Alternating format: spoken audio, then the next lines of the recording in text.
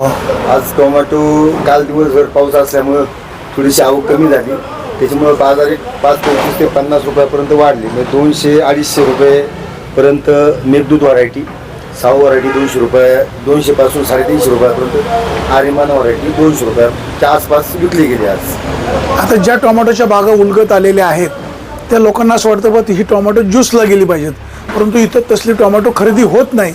दांगट एक फेमस नाव आहे. ज्यूस कंपन्यांचा असा सर्वे केलेला आहे मी की यावेळी जे टोमॅटो जातात तो कलर व्हॅल्यू येत नाही त्यांना. कलर व्हॅल्यू न आल्यामुळे त्यांचं ते प्रॉडक्ट पुढे विकत नाही. मग कंपन्या म्हटल्या की आपण थांबलेलं बरं, म्हणून ज्यूस कंपन्या या कुठल्याही महाराष्ट्रात एक पण कंपनी चालू नाही. आता शेतकऱ्यांची गैरसोय होते. मार्केट कमिटीने या संदर्भामध्ये उपाययोजना करायला हवी. काय तुम्ही सांगाल? शेतकऱ्यांची कुठल्याच प्रकारची गैरसोय होत नाही. नाही, जे बारकी टोमॅटो आहेत ना बारकी, तर ते व्यापारी घेत नाही. मग फार अगदी पडून मागतात. जर ते ज्यूसला गेलं तर किमान ते मागे नेता येत नाही, गिऱ्हाईक मिळतं, फेकून द्यावे लागत नाही. ना ते टोमॅटोला आहे ना उष्णता नसल्यामुळं कलर येत नाही आणि कलर न आल्यामुळं कंपनी ती घेत नाही. आणि कंपनी घेत नाही म्हणून इथं कोण पण घेत नाही.